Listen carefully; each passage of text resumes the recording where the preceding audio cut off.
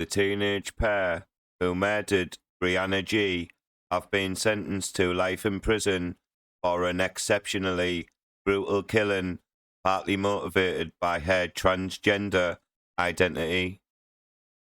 Scarlett Jenkinson, who was described by the judge as the driving force behind the murder, was sentenced to a minimum of 22 years for what the Crown Prosecution Service said was one of the most disturbing cases their lawyers have ever dealt with. Eddie Ratcliffe, a quiet and studious former champion kickboxer, was given 20 years for killing Brianna, an out and proud transgender girl who hoped to become a beauty therapist. The pair were both 16, were named for the first time before the sentencing after the judge lifted reporting restrictions. Sentencing, Mrs. Justice Yip said, "This was undoubtedly a very serious offence with multiple aggravating factors. That is the context in which I impose minimum terms which are lengthy for offenders of your age, albeit significantly less than an equivalent sentence for an adult. The parole board will have to decide if and when either or both of you can be released. That will only happen if you no longer pose a danger. If you are released, you will remain on licence for life and you may be recalled to prison. I will now sentence each of you. You may remain seated. In both cases, the relevant statutory surcharge will apply. Scarlett Jenkinson, for the murder of Brianna Ghey, you will be detained at His Majesty's pleasure. I set the minimum term at 22 years, less the 352 days that you have spent on remand. Eddie Ratcliffe, for the murder of Brianna Ghey, you will be detained at His Majesty's pleasure. I set the minimum term at 20 years, less the 352 days that you have spent on remand. She said Jenkinson was motivated by a deep desire to kill and pronounced her concern on hearing that the teenager had expressed the desire to kill her again after her conviction. She had written a new kill list since her detention, which included the names of some of her carers the court heard. To both defendants, the judge said, "You picked Brianna because you both thought she would be an easy target." Yip warned the pair they may never be released if they remain a danger. Though Jenkinson pleaded not guilty to the murder, Manchester Crown Court heard that since her conviction, she had admitted taking part in the stabbing, having previously blamed Ratcliffe for the murder. She told a psychiatrist she had stabbed Brianna repeatedly and had found it exciting, and that she killed her because she thought Brianna would stop being her friend. She murdered Brianna so she would always be with her, the court heard. Jenkinson, who was obsessed with serial killers, also admitted to the psychiatrist that she intended to take parts of Brianna's body as a token. She had previously told Ratcliffe she wanted to keep Brianna's pretty eyes. The court heard that Brianna was stabbed 28 times, but there is no evidence that the killers took any of her body parts. In addition, Jenkinson admitted she had tried to poison Brianna a few weeks before the murder with red ibuprofen tablets, pretending that they would get her high.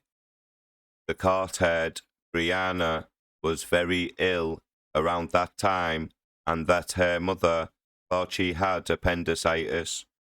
She recalled Brianna being very sick and there were red blobs in her vomit, which she thought at the time were red grape skins.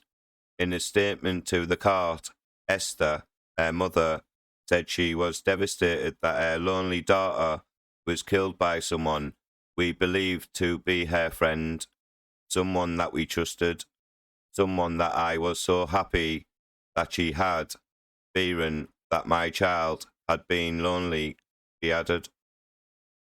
Jenkinson and Ratcliffe met, aged 11, at Culcheth High School in Warrington and stayed friends after Jenkinson moved to Birchwood High School in autumn 2022 after an incident involving her bringing cannabis edibles into class. It was at Birchwood that Jenkinson befriended Brianna, who did not attend ordinary lessons because of problems with anxiety and an eating disorder. Jenkinson, whose mother is a secondary school teacher, told Ratcliffe she had become obsessed with Brianna and she soon put her on a list of children the teenagers wanted to kill. The others were 4 boys they disliked. One Ratcliffe thought was a nonce, another the boy considered a love rival, and 2 who had been mean to Jenkinson's boyfriend. Brianna became their focus after they failed to lure one of the others out by a fake social media profile. She would be easier to kill, they agreed, in one of the thousands of text messages exchanged in the run-up to the murder on February the 11th last year.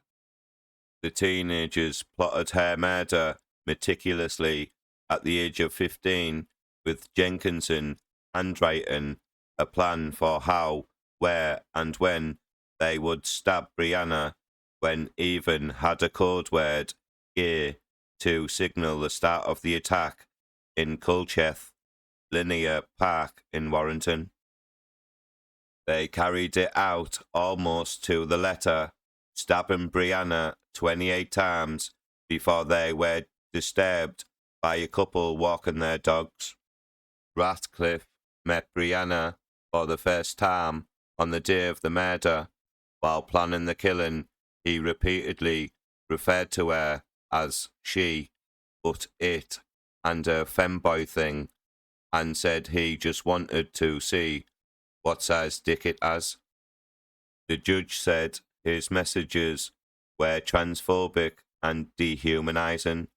Given evidence, Ratcliffe insisted he was not transphobic and blamed the murder on Jenkinson. But it was his hunting knife bought on a ski trip to Bulgaria over the 2022-23 Christmas break that was used to stab Brianna. Police found it in his bedroom after his arrest the day after the killing. Brianna's DNA and his were detected on the knife. Brianna's blood was also discovered on his shoes and coat. There was no forensic evidence linking Jenkinson to the weapon, and no spots of blood were found on her clothing. In her post-conviction confession, she claimed that was because they had been washed.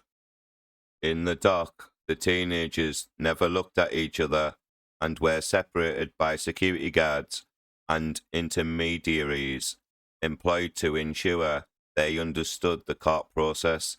Neither reacted as the sentence was passed, with Jenkinson playing with a green fidget toy.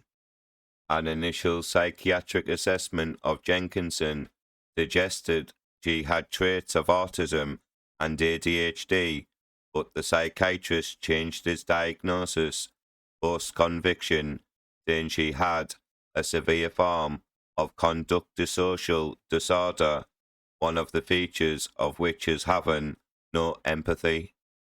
The judge said this provided some explanation for how Jenkinson could commit such a dreadful murder, but did not lower her culpability.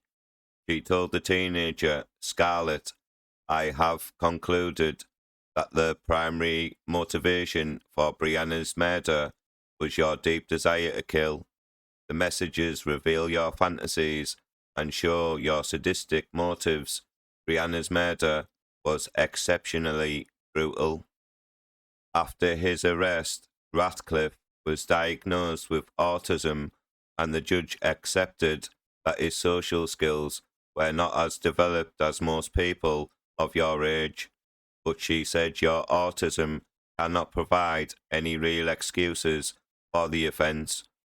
Manchester Crown Court heard that after he was charged with Brianna's murder, Ratcliffe stopped talking. He was diagnosed with selective mutism, speaking only to his mother. The trial was delayed for months as his legal team struggled to take instructions from him. When it eventually began at the end of last year, he was given special dispensation by the judge to type his evidence, telling the jury that science was his favourite subject at school and he had wanted to study microbiology at university. Given evidence, Jenkinson admitted to an obsession with what her barrister called dark materials, but said it was all fantasy that she had never acted on. She had downloaded a special browser on her phone to watch real murders and torture on the dark web and kept detailed notes about serial killers, including Richard Ramirez, the Night Stalker. Nicola Wynne Williams, a senior prosecutor at the CPS, said, "This sentencing hearing concludes one of the most disturbing cases that the Crown Prosecution Service has to deal with." At just 16, Scarlett Jenkinson and Eddie Ratcliffe are convicted killers responsible for the brutal murder of a vulnerable young girl who thought they were her friends. They have been given a life term of imprisonment and have shown no remorse. Brianna's mum, Esther Ghey, said of the killers, "I have moments where I feel sorry for them because they have also ruined their own lives, but I have to remember that they felt no empathy for Brianna when they left her bleeding to death after their premeditated and vicious attack, which was carried out not because Brianna had done anything wrong, but just because one hated trans people and the other thought it would be fun." Please like this video, please comment, and don't forget to subscribe to my YouTube channel. Thank you.